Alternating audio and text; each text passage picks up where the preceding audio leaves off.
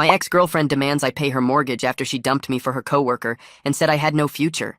She left me 3 days before my 25th birthday. No warning, no real conversation. Just a text saying she needed someone with more ambition. Someone who could give her the life she deserved. That someone was a guy named Kevin from her marketing department. He drove a BMW, wore expensive watches, and apparently had a 5-year plan that included her. I was working as an electrician's apprentice, living in a small apartment, putting money away every month. She said I was thinking too small. She said Kevin was going places. A week later, she moved into his 4-bedroom house in the suburbs. She blocked my number and told our friends I was bitter. I wasn't bitter. I was devastated. We'd been together for 3 years. I thought we were building something. Turns out she was just waiting for a better offer. For the first 6 months, I was a mess. Couldn't eat, couldn't sleep, kept wondering what I did wrong. My older brother finally sat me down and told me to stop feeling sorry for myself. He said the best revenge is a good life, so I got to work. I finished my apprenticeship and got my license. Then I started taking every job I could find. Nights, weekends, holidays. I saved everything. When I was 27, I bought my first rental property, a small duplex on the east side of town. I fixed it up myself, rented both units, and used the income to save for another one. By 28, I owned 2 properties. By 30, I owned 5. I also got hired as a lead electrician for a commercial contractor. Good salary, good benefits, steady work. I wasn't rich, but I was comfortable. More importantly, I was building something real. During those 5 years, I heard things about Kevin through mutual friends. Turns out his 5-year plan didn't include keeping a job. He quit his marketing position to become a day trader. Then he quit day trading to become a life coach. Then he quit life coaching to find his true passion. Meanwhile, my ex was paying most of the mortgage on that 4-bedroom house. Then about 2 years ago, Kevin found his true passion. Her name was someone from his yoga class. He moved out, left my ex with the house, and apparently forgot to mention that he'd stopped contributing to the mortgage 8 months earlier. I didn't feel bad for her. I didn't feel anything, actually. I'd moved on. I was dating someone new, someone who actually respected what I was building. I figured my ex was just a chapter in my life that was closed forever. I was wrong. Last month, she showed up at one of my rental properties while I was doing maintenance. I didn't even recognize her at first. She looked tired, worn out. She said she got my address from a mutual friend. She said she needed to talk. She said she was in trouble. Her mortgage was 3 months behind. The bank was starting foreclosure proceedings. She'd burned through her savings trying to keep up with payments Kevin had stopped making. She needed help, and she figured since we had history, maybe I could lend her some money. Not a lot, she said. Just enough to get caught up. Maybe $20,000. I told her I'd think about it. I shouldn't have said that. I should have just said no. But I was so caught off guard that I defaulted to being polite. That was my mistake, because she took it as an opening. The text started the next day. Long messages about how hard things had been, how Kevin had ruined her financially, how she was working 2 jobs just to stay afloat, how she always knew I was the stable one, how she regretted leaving, how we could maybe try again if I helped her through this rough patch. The messages came 3 or 4 times a day, each one longer than the last, each one more desperate. Then they started getting demanding. She reminded me that she supported me emotionally during my apprenticeship. She said I owed her for those years. She said if I really cared about her, I'd help. She said I was being selfish with money I probably didn't even need. She said my new girlfriend was probably the reason I was being so cold. After 2 weeks of this, I stopped responding. That made it worse. She called my work phone on Tuesday morning while I was up on a scissor lift checking circuit panels at a downtown office building. I didn't recognize the number at first, so I answered thinking it might be a tenant or a supply company. Her voice came through shaky and tearful, asking why I was ignoring her messages. I hung up without saying anything and felt my stomach twist. She called back 3 times in the next hour. I let them all go to voicemail. During lunch break, I listened to the messages in my truck. The first one was her crying, saying she just needed me to understand how desperate things were. The second one had her voice getting sharper, asking if I felt good about myself for abandoning someone I claimed to care about. The third one was back to crying, begging me to at least talk to her like a human being. I deleted all 3 and tried to focus on the afternoon's work. Hannah, my supervisor, noticed me checking my phone every few minutes during our inspection of the electrical room. She asked if everything was okay, her tone professional but concerned. I told her everything was fine, just some personal stuff I was handling. She nodded and didn't push, but I could tell she knew something was off. I made myself put my phone in my truck for the rest of the day so I wouldn't keep looking at it. When I got back to my apartment that night, I had 17 new text messages. Most of them came after midnight. I scrolled through them while standing in my kitchen, not even bothering to take off my work boots. The 2 a.m. message said she couldn't sleep knowing I had money sitting in bank accounts while she was about to lose everything. The one at 2:47 a.m. said I clearly had enough for my rental properties and my comfortable life, so what was $20,000 to me? The one at 3:15 a.m. said she never thought I'd turn into someone so cold and selfish. I went to my phone settings and silenced notifications from her number. I didn't block it because part of me felt like that would be too aggressive, which I realize now was stupid. That night I barely slept, and when I did, I had dreams about being trapped in places I couldn't leave. The next morning, I met my girlfriend at the coffee shop near her work. She ordered her usual vanilla latte, and I got black coffee because I was too tired to think about what I wanted. We sat at a corner table, and she asked how I was doing, really doing, not just the automatic fine. I must have looked worse than I thought because her expression shifted to actual worry. I told her about the calls and the late-night messages. I told her about my ex showing up at the rental property and asking for $20,000. I told her I'd been dealing with this for weeks and didn't mention it because I thought I could handle it myself. I expected her to be upset that I kept it from her. Instead, she reached across the table and put her hand over mine. She said my ex sounded like she was trying to manipulate me. She asked what I wanted to do, not what I thought I should do, and that question made something click in my head. I realized I'd been running through scenarios about obligation and history and whether I owed her something, but I hadn't actually asked myself if I wanted to help her. The answer was no. I didn't want to give her money. I didn't want to be involved in her problems. I didn't want her back in my life at all. My girlfriend squeezed my hand and said that was a completely reasonable feeling. She said I didn't owe my ex anything just because we used to date. She said the guilt I was feeling was probably left over from how my ex used to make me feel during our relationship. That observation stung because it was true. Later that afternoon, I texted my brother asking if he had time to talk. He called me within 5 minutes. I explained the whole situation while pacing around my living room. I told him about the money request, the escalating messages, the calls to my work phone. There was a long pause after I finished, and then he said he couldn't believe I was even considering this. His voice got louder as he reminded me how destroyed I was 5 years ago. He brought up how she called me unambitious while I was working 60-hour weeks to build a career. He said this was exactly the kind of guilt trip she always used on me, making me feel like I wasn't doing enough or being enough. He said she left me for someone she thought had more money, and now that her plan failed, she was coming back to me like an ATM machine. He told me to send her one message saying no, and then stop responding completely. He said to keep it short and emotionless, so she couldn't twist my words. I sat down on my couch after we hung up and opened a new text message. I typed it out 3 times before I got the wording right. The final version said I wouldn't be lending her money and I needed her to stop contacting me. I read it over twice, then sent it before I could second-guess myself. My phone showed she read it almost immediately.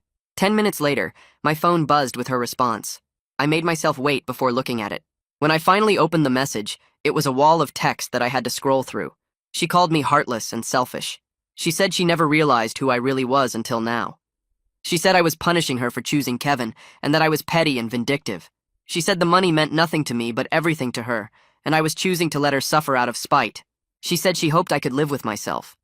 She said she'd supported me emotionally during my apprenticeship when I was broke and stressed, and this was how I repaid her. She said she always knew I'd become arrogant if I ever got money. I put my phone face down on the coffee table and stared at the wall. My hands were shaking. I felt angry and guilty and justified all at the same time. I didn't respond. The next day, I had to replace a water heater at my duplex on the east side. I got there around 9 in the morning and parked in the small lot behind the building. The work took about 3 hours because the old unit had corroded fittings that I had to cut out. When I came back outside carrying my toolbox, I saw her car parked near my truck. My whole body went tense. She was sitting in the driver's seat watching me. I don't know how she knew I'd be there. Maybe she'd been driving by my properties looking for my truck. Maybe she'd figured out my schedule somehow. I walked to my truck and opened the door, planning to just leave. She got out of her car before I could pull away. She looked exhausted, with dark circles under her eyes and her hair pulled back in a messy ponytail. She walked toward my truck and said we needed to talk face to face like adults. I rolled down my window about 3 inches, just enough to hear her but not enough to feel trapped. I told her I wasn't lending her money and she needed to leave. She started crying, her shoulders shaking as she leaned against my truck. She said I was the only person who ever really understood her. She said Kevin never saw her the way I did. She said she made a mistake leaving me and she knew that now. She said if I helped her get through this, maybe we could figure things out between us. I didn't say anything. I just looked at her and felt nothing except the need to get away from this situation. When I didn't respond, her whole face changed. The tears stopped and her expression went hard. She brought up specific things I'd said during our relationship about being there for people I cared about. She quoted me almost word for word, saying I'd told her I'd never abandon someone I loved. She said I'd promised I wasn't like other guys who just disappeared when things got hard. I realized she was using my own words against me, weaponizing things I'd said when I was 22 and trying to prove I was worth keeping. She was using the person I used to be to manipulate the person I am now. I told her clearly that showing up at my properties was harassment, and I needed her to leave. She started to say something else, but I rolled up my window and backed out of the parking space. She stood there watching me drive away. My hands shook on the steering wheel for the entire drive home. Confrontation still makes me anxious even after all these years. But I was also proud of myself for holding that boundary, for not letting her tears or her anger change my answer. That evening, my girlfriend came over with takeout from the Thai place we both like. We ate on the couch and I told her about what happened at the duplex. She listened without interrupting, and when I finished, she said we should start documenting everything. She said if this kept escalating, I might need a record of it. The suggestion made me feel paranoid at first, like I was overreacting to what was just a messy situation with an ex. But she pointed out that my ex had already found my work number, my rental properties, and my girlfriend's Instagram. She said that wasn't normal breakup behavior. She said that was someone who wasn't respecting boundaries. I got my laptop and started going through my text messages, taking screenshots of everything my ex had sent over the past 3 weeks. There were more than I remembered. I saved them all in a folder and started a document noting the dates and times she'd shown up at my properties. I wrote down when she called my work phone and when she contacted my girlfriend. Seeing it all laid out like that made it feel more real and more serious. My girlfriend sat next to me the whole time, her hand on my back, and I felt less alone in dealing with this. Having a plan made me feel less powerless, like I was taking control of the situation instead of just reacting to whatever she did next. The next morning, my girlfriend showed me her phone while we were having coffee. She'd gotten a direct message on Instagram from someone she didn't know. The message introduced the sender as my ex-girlfriend and said she was worried about me because I'd been acting strange and cold lately. My girlfriend asked if she should respond or just block her, and I could see she was annoyed but trying to stay calm for my sake. I told her to block her without responding. My girlfriend did it right away, but I could feel something shift in my chest. This was different from all the texts and voicemails and showing up at my properties. This was my ex dragging my girlfriend into the mess, crossing a line from my past directly into my present. I'd been handling the harassment by myself, trying to keep it contained, but now it was touching the most important relationship in my life. The anger I felt was sharper than anything I'd experienced during the previous weeks. It wasn't the sad, confused anger from when she first started contacting me. This was protective anger, the kind that made my hands shake and my jaw clench. My girlfriend sat across from me at the kitchen table and squeezed my hand, saying it was okay, and she knew I wasn't doing anything wrong.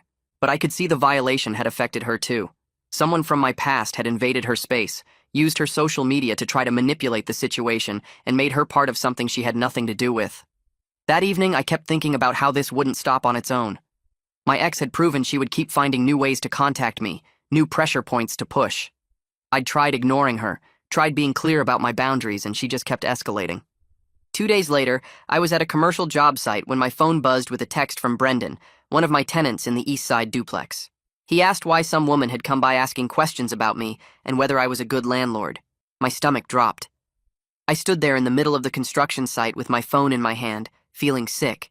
She was now affecting my business relationships, potentially threatening my rental income and the reputation I'd built with my tenants. I texted Brendan back immediately, apologizing and saying I'd call him after work. The rest of the day dragged. I couldn't focus on the electrical work I was supposed to be doing. Hannah noticed and asked again if I was okay, and this time I told her I was dealing with some personal stuff, but would have it sorted out soon. When I got off work, I called Brendan from my truck. He answered on the second ring, and I apologized for the intrusion. I explained briefly that an ex-girlfriend was having trouble accepting boundaries, and I was sorry she'd bothered him. Brendan was understanding, saying these things happen, but he mentioned his wife had been uncomfortable with a stranger asking personal questions about their landlord. I reassured him it wouldn't happen again, though I wasn't actually sure I could prevent it. After we hung up, I sat in my truck for a long time. My ex had now contacted my girlfriend, shown up at my work sites, and approached my tenants. The harassment was spreading like an infection through every part of my life I'd built. That night, my brother came over. I texted him about what happened with Brendan, and he showed up at my apartment with takeout and a serious expression. We ate in silence for a few minutes before he said I needed to consider legal options. He said this had moved beyond awkward into actual harassment that was affecting my work and tenants. I wanted to argue, to say I could handle it myself, but I knew he was right. My brother offered to help me find a lawyer who handles this kind of situation, and I reluctantly agreed. The next morning, my brother sent me contact information for an attorney named Roland Fisher, who specialized in harassment and stalking cases. I called Roland's office and made an appointment for later that week. The receptionist asked me to bring documentation of all contact attempts, so I spent that evening organizing everything. Screenshots of texts, dates, and times of her physical appearances at my properties, notes about the calls to my work phone and the contact with my girlfriend and Brendan. Seeing it all laid out made me realize how much had actually happened in just 3 weeks. Roland's office was downtown in a professional building. He was in his 50s with gray hair and a calm way of talking that made me feel less anxious. I sat across from his desk and walked through the timeline of contact. Roland took notes and asked specific questions about each incident. When I finished, he said I had clear grounds for a cease and desist letter and potentially a restraining order if the behavior continued. He explained that the cease and desist would create a legal record of my explicit request for no contact, which would strengthen any future legal action if she ignored it. The letter would cost me money I'd rather not spend, probably around $500 for Roland to draft and send it properly. He said it was an investment in my peace of mind and protection, and I agreed to move forward. Roland said he'd have the letter drafted within a few days and would send it via certified mail, so there was proof of delivery. While Roland worked on the letter over the next few days, I tried to focus on work and my regular life. But my ex posted a vague status on Facebook about how success changes people and makes them forget who supported them when they had nothing. I didn't see it myself because I'd unfollowed her months ago, but several mutual friends must have seen it because Harper, someone I hadn't talked to in years, sent me a message asking if I was okay. Harper and I had been friends during my relationship with my ex, part of the same social group that mostly dissolved after the breakup. I messaged Harper back honestly, explaining that my ex had asked for a large loan I declined and was now harassing me about it. Harper seemed surprised, saying the Facebook post made it sound like I'd wronged her somehow. Harper mentioned that my ex had been posting a lot lately about financial struggles and betrayal, building a narrative online that painted her as the victim. I thanked Harper for reaching out and said I was handling the situation legally now, which seemed to satisfy her curiosity. Over the next few days, 3 more mutual friends reached out with messages that ranged from supportive to cautiously neutral. One said she'd heard I was going through something difficult and wanted me to know she was thinking of me. Another asked vaguely if everything was okay, clearly fishing for information. The third sent a longer message saying he'd seen some posts and wanted to hear my side before making any judgments. I responded to each one briefly, explaining the basic situation without going into excessive detail. I realized my ex was trying to control the narrative in our old social circle, painting herself as the victim of my newfound success and my refusal to help someone I'd once cared about. The frustration of being misunderstood made my chest tight, but I reminded myself that anyone who actually mattered in my life knew the truth. I kept my phone in my pocket that evening and didn't check social media once. Roland had been clear about not engaging publicly, and even though it made my jaw tight to think about her version of events sitting out there unchallenged, I knew he was right. My girlfriend found me staring at the wall around 9 o'clock and sat down next to me on the couch. She said the people who actually knew me wouldn't suddenly think I'd become a different person just because my ex posted some vague complaints online. She reminded me that my brother knew the truth. My coworkers knew my character. My tenants respected how I ran my business. The opinions of people I hadn't talked to in 5 years didn't change any of that. I nodded and felt some of the tension leave my shoulders, but part of me still wanted to screenshot everything and send detailed explanations to every mutual friend who might be reading her posts. Roland called me 2 days later to say he'd sent the cease and desist letter via certified mail. My stomach did a weird flip when he said it, half relief and half nervousness about what would happen when she received it. He walked me through what the letter said, how it clearly stated that all contact had to stop immediately, how it listed every documented incident of harassment with dates and times, how it warned about legal consequences if the behavior continued.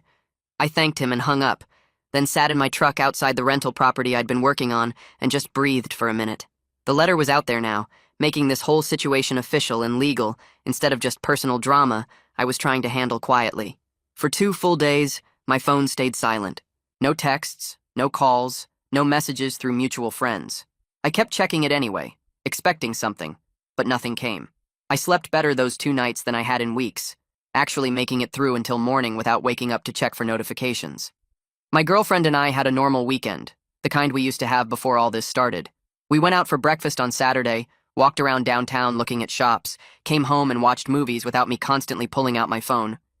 She commented on how relaxed I seemed, and I realized she was right. The legal letter had apparently scared my ex enough to back off, and maybe this whole thing was actually over. Monday morning destroyed that hope.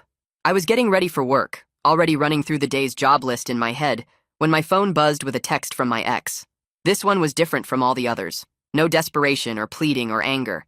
Just cold and formal, like she was sending a business email. It said I'd regret not helping her when she needed it. That karma had a way of working things out. That people who turned their backs on others eventually got what was coming to them.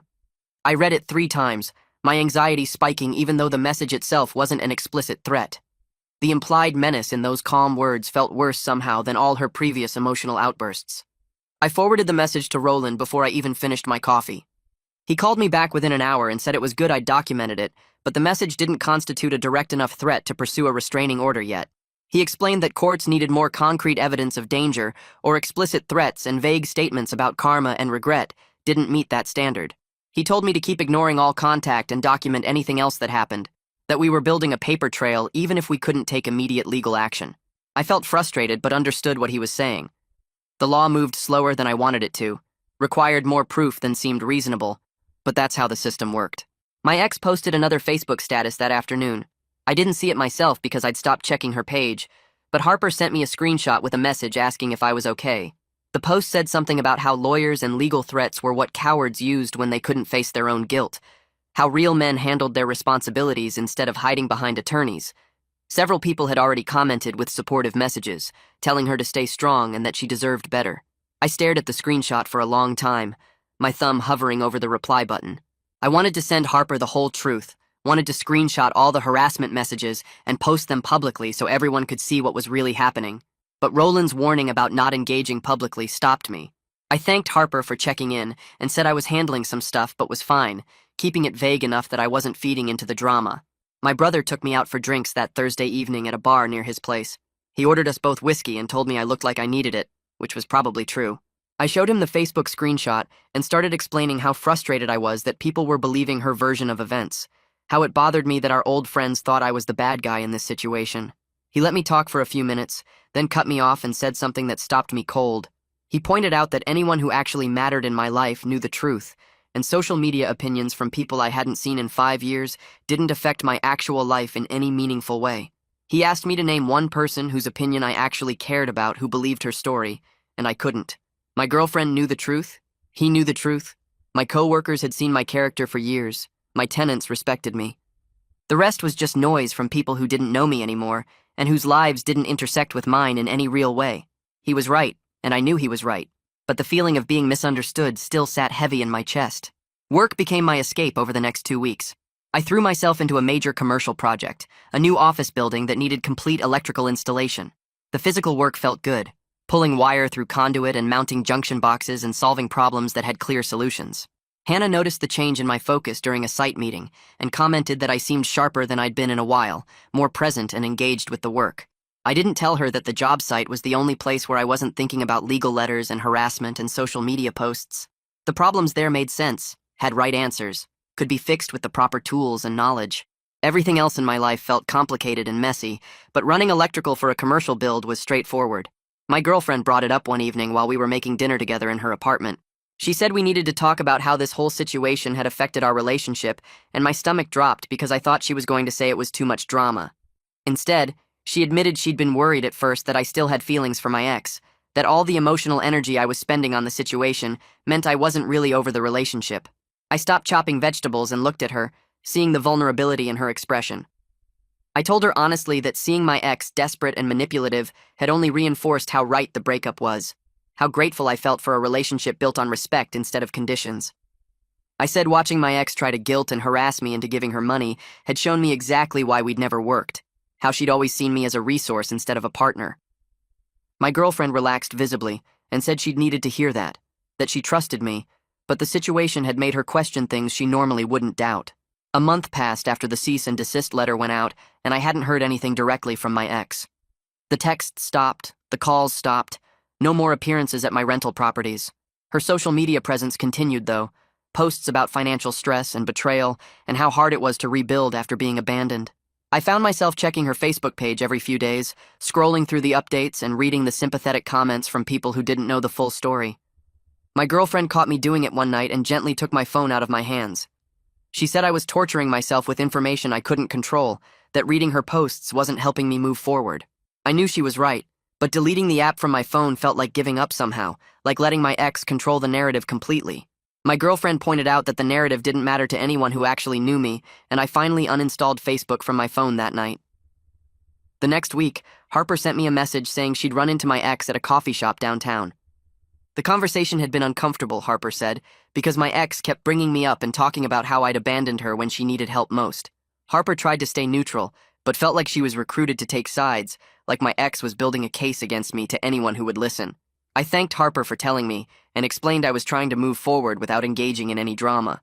Harper seemed to respect that approach, and mentioned that several mutual friends were uncomfortable with how my ex kept bringing up the past and making everything about her financial problems. It was good to know that people were seeing through the narrative my ex was trying to create, even if I wasn't defending myself publicly. A few days later, Brendan called to say he wanted to renew his lease early, which surprised me because he still had 4 months left on his current term.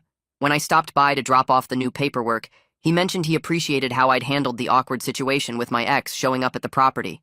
He said it showed professionalism and made him feel secure about renting from me long term. The comment stuck with me because I hadn't thought about how maintaining my boundaries protected not just my peace of mind, but also my business reputation. My tenants needed to trust that their homes wouldn't become scenes for my personal drama, and I'd managed to keep that separation intact. My girlfriend suggested we take a weekend trip to the coast, just the two of us, to get away from everything for a while. I agreed immediately because I needed the break more than I wanted to admit. We drove up on Friday afternoon, checked into a small hotel near the beach, and I deliberately left my phone in the room for most of the weekend. We walked along the shore, ate seafood at a restaurant with plastic tablecloths, and spent Saturday evening sitting on the hotel balcony watching the sunset. My girlfriend told me she could see the difference in my stress level when I wasn't anticipating the next contact or social media post. I realized she was right. For 2 days, I felt like myself again, not someone constantly braced for the next crisis. When I finally checked my phone Sunday evening before we left, there was nothing from my ex. Instead, my brother had sent several funny memes and messages checking in to see how I was doing. The absence of drama felt strange at first, like waiting for something bad to happen, but gradually I started to accept that maybe the legal letter had actually worked. 2 months after everything started, I was doing routine maintenance at my original duplex when I noticed something while carrying tools back to my truck. The for sale sign had gone up on my ex's house in the suburbs. I could see it from where I was parked because her street intersected with the one behind my property. My stomach did a weird flip because I knew this meant the foreclosure had gone through and she was losing the house Kevin had left her with. I stood there for a minute, toolbox in hand, staring at that sign and feeling a complicated mix of emotions I hadn't expected. Part of me felt relieved that she wouldn't be able to contact me about money anymore because the crisis she'd been trying to make my responsibility was finally resolving itself. But I also felt genuine sadness that her life had fallen apart this way, even though I knew it wasn't my responsibility to fix. That evening, I told my girlfriend about seeing the sign, and she listened as I processed these conflicting feelings without trying to tell me what I should feel. She just sat with me on the couch while I worked through the fact that I could feel bad for someone without owing them anything. A week later, Harper messaged again with news that my ex had moved back in with her parents in a different state and was apparently starting over with a new job there. The information felt like a final chapter closing, and I realized I'd been waiting for some kind of ending to the situation without knowing it. I called Roland to ask if I needed to do anything else legally now that my ex had moved away. He said the cease and desist letter remained in effect, but the physical distance made further harassment unlikely. He congratulated me on handling a difficult situation with appropriate boundaries and said most people struggle more with holding firm when an ex tries to manipulate them. I thanked him for his help and hung up feeling like I'd actually managed something important. Not just survived it, but handled it correctly. My brother and I met for our regular monthly dinner at the barbecue place we always went to, and halfway through the meal he brought up how different I seemed compared to 3 months ago when this all started. I thought about it while finishing my pulled pork sandwich and realized he was right. I was sleeping better, not checking my phone every few minutes and feeling more confident in my ability to protect my own boundaries. The whole experience had taught me something about the difference between being polite and being a doormat, between caring about someone's struggles and taking responsibility for problems I didn't create. At work the following week, Hannah pulled me aside during our morning break and said she'd noticed I seemed stressed for a while, But whatever was going on appeared resolved now. I appreciated that she'd given me space to handle it privately while still noticing and caring. It reinforced that I'd built a good professional life with people who respected boundaries. She didn't pry for details, just said she was glad I seemed more like myself again. That same evening, my girlfriend brought up moving in together while we were making dinner at her place. We'd mentioned it casually before, but never seriously planned anything. She said going through the harassment situation together showed her how well we communicated during stress, and she felt ready for the next step. I realized I felt the same way. The experience had tested our relationship in ways normal dating wouldn't have, and we'd handled it as a team. I started thinking about my ex less and less over the following weeks. When she did cross my mind, it was with a kind of detached understanding rather than anger or hurt. She'd made choices based on what she thought she wanted, and those choices had natural consequences that weren't my responsibility to fix. I could see now that she'd always been chasing something external rather than building something real. One of my other tenants called to give notice that they were buying their own house. As I started the process of finding new renters, I felt proud of the small business I'd built. This was what my ex had called thinking too small 5 years ago, but it had given me stability and independence. I scheduled property showings and updated my rental listings, feeling confident in what I'd created. My girlfriend and I spent the next few weekends looking at apartments together. We found one we both loved, bigger than either of our current places, with space for a home office where I could handle my rental property paperwork. The second bedroom had good natural light and room for a desk and filing cabinets. Signing the lease together felt like a statement that we were building something real and lasting. We picked up the keys on a Saturday morning and stood in the empty living room planning where our furniture would go. As we packed up my current apartment over the next week, I found an old photo of my ex and me from early in our relationship tucked in a box of random items. We looked young and happy, taken at some outdoor concert we'd gone to. Instead of the sharp pain I would have felt a year ago, I just felt grateful for who I'd become since then. I threw the photo away without ceremony, tossing it in the trash bag with old papers and broken electronics. My brother showed up on moving day with his truck and helped us load furniture. Over pizza afterward in our new living room, he brought up how 5 years ago he'd told me the best revenge is a good life. He said he was proud that I'd actually done the work instead of just talking about it. His approval meant more than I expected, and I realized how much his tough love back then had shaped my recovery. We sat on the floor eating pizza off paper plates, and he joked that the new place looked too grown up for me. A few days later, Harper sent me a message saying she wanted me to know that my ex was apparently doing okay in her new city and had stopped posting about the past on social media. Harper said she thought I'd want to know there was no lingering drama. I appreciated the closure and thanked her for reaching out. It felt like a final door closing on that chapter of my life. My girlfriend suggested we have a housewarming party to celebrate the new apartment. I realized I'd been thinking of her as just my girlfriend when she was so much more than that. She was my partner, someone I was building a life with. I agreed about the party, wanting to fill our space with people who were actually part of our present and future. We spent an evening making a guest list and planning food. The housewarming party happened on a Saturday afternoon 2 weeks after we moved in. I was surrounded by coworkers, friends I'd made over the past few years, my brother and some of my girlfriend's friends who'd become mine too. Looking around the room, I realized I'd built a completely different life than the one I had with my ex. These were people who knew the person I'd become, not the person I was trying to be back then. Hannah from work was talking to my brother about a commercial project. My girlfriend was laughing with her best friend in the kitchen. Someone had brought a board game and people were setting it up on our new dining table. Hannah caught me on the phone with one of my tenants during the party, handling a question about a leaky faucet while balancing a beer in my other hand. When I hung up, she laughed and said she was impressed by how I juggled property management like it was nothing. A few other people overheard and started asking questions about real estate investing, wanting to know how I got started and whether it was worth the hassle. I found myself explaining how I bought my first duplex, fixed it up myself, learned to screen tenants and handle maintenance calls. My girlfriend watched from across the room with this proud smile that made me feel like I'd actually accomplished something real. Someone asked if I ever regretted not going to college for business, and I said honestly that hands-on experience taught me more than any classroom would have. The conversation felt good, like I was finally comfortable talking about what I'd built without downplaying it, or feeling like I needed to prove anything. Most guests had left by 11, just a few stragglers finishing drinks and helping us clean up plates and cups. My girlfriend and I finally sat down on our new couch, the one we'd spent 3 weekends shopping for because she wanted something durable and I wanted something comfortable. She leaned against me and asked if I was happy, really happy, not just okay or getting by. I thought about it for a minute because the question deserved a real answer. I realized I genuinely was happy, but not in some dramatic movie way where everything was perfect. It was more like standing on solid ground after years of feeling like I might fall through the floor at any moment. I told her yes, I was happy, and she squeezed my hand and said she could tell. We sat there in our new living room surrounded by half-empty cups and the mess of a good party, and it felt exactly right. The next morning, I woke up in our apartment and reached for my phone out of pure habit, that automatic check for bad news or stressful messages. But there was nothing waiting for me except a text from my brother saying he had a good time at the party. My girlfriend was already up, making coffee in our kitchen, and I could hear her humming something while she moved around. I got up and joined her, and we stood there drinking coffee in our pajamas, like it was the most normal thing in the world. The ordinariness of the moment hit me as the best possible outcome of everything I'd been through. No drama, no crisis, no desperate messages demanding my attention. Just coffee and morning light coming through our windows and someone who actually wanted to be there with me. I met with my accountant the following week to review my rental property finances for the year.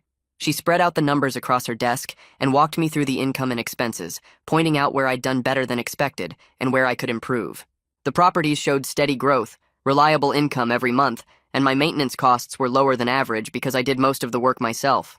She leaned back in her chair and said I was in a position to consider purchasing another property next year if I wanted to expand. The validation felt good, hearing from someone who looked at numbers all day that I was doing this right. I told her I'd think about it, maybe look for another duplex on the east side where I knew the neighborhood. She made notes and said we could run projections in a few months to see what made sense financially. My girlfriend called me at work a few days later, her voice excited in a way I didn't hear often. She'd gotten a promotion at her job, a position she'd been working toward for over a year. I told her we needed to celebrate properly, so that weekend we went to a nice restaurant downtown, the kind of place where they fold your napkin when you go to the bathroom. Over dinner, we talked about our future plans, what we wanted to build together, where we saw ourselves in 5 years. She mentioned wanting to eventually buy a house together, maybe something with a yard and space for an office.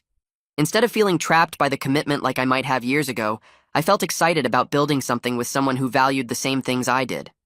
She understood that stability wasn't boring, that planning ahead wasn't thinking too small.